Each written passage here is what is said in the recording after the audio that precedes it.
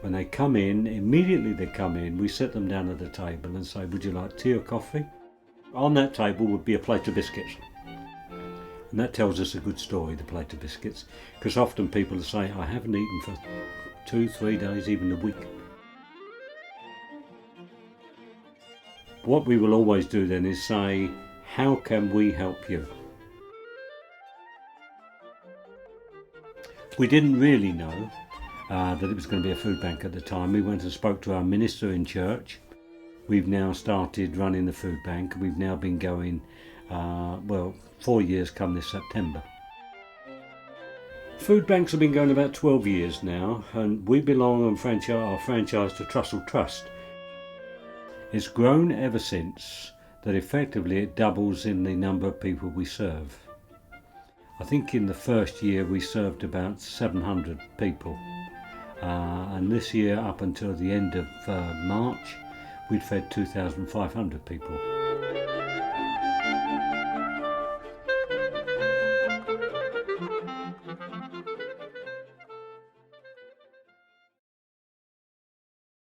Early 2009, I had a dream, and I'm not one of those people that can remember my dreams, but I can remember this one now, 4 years later.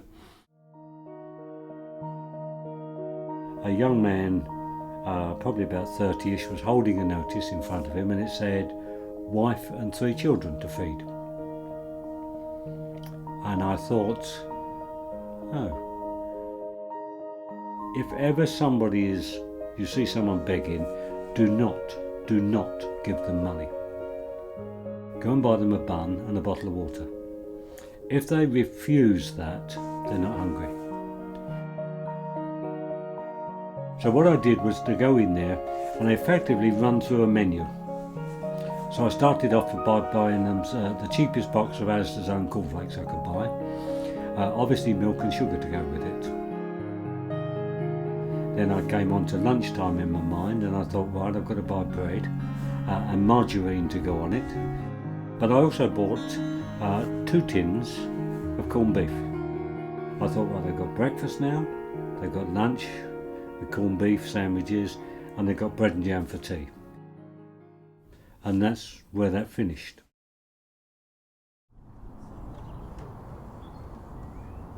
They were very generous to me, but you get a good 3 days supply of food, and like with the way, you know, the cost of living and the cost of food in particular is increased quite a lot in recent years. You know, it's very helpful.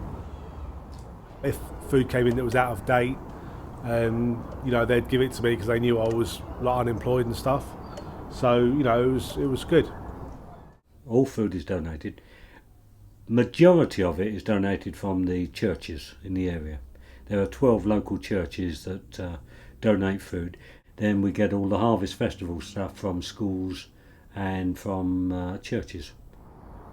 There's a lot of people in difficult situations. You know, obviously we're in a recession, and yeah, the food bank is very good if you ask me.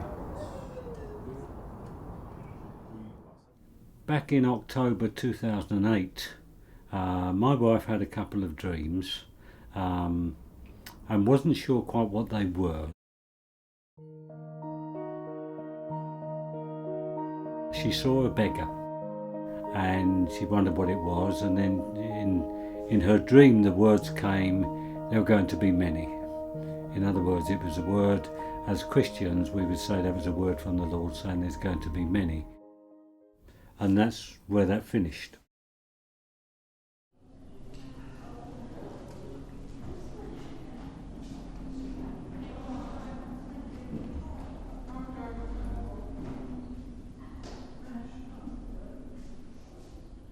I don't think people realise just how much of their life the food bank has taken over.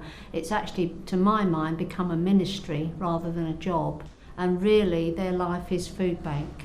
They're a marvellous couple. They work so hard and they above and beyond the call of duty. Mick keeps everything ticking along. Very funny man. Is very good at making people feel comfortable. I think they've been the driving force behind it. There's no doubt there's food banks now becoming very popular nationwide, but without doubt Mick and Sue were very instrumental in getting the thing off the ground. Without them I'm sure it wouldn't have happened. We think very highly of them. In fact, really and truly, they are the food bank. A short while afterwards, she had another dream. She actually saw two children. She saw these two children sitting reading, and she thought, what are they doing there? So she went out to see them and said, what are you doing here? So they said, we're waiting for our mummy and daddy to come with some food. And Sue was a bit concerned about this, and she initially thought that she would call the police. But then this couple came around the corner, and in their hand they were clutching a stale bread roll. So Sue said to them, what have you got there? So they said, well, this is all we have for the children to eat. So she said, no, let me go inside and get you some sandwiches. But she went to the front door, put her keys in the door, and the key wouldn't turn the lock. The dream finished there. When I then spoke to my wife about it, I said I had a weird dream last night, and told her exactly what this dream was. And she said, that is the key that opened the door. My key wouldn't open the door. The Lord is telling us as Christians that we must feed people in need.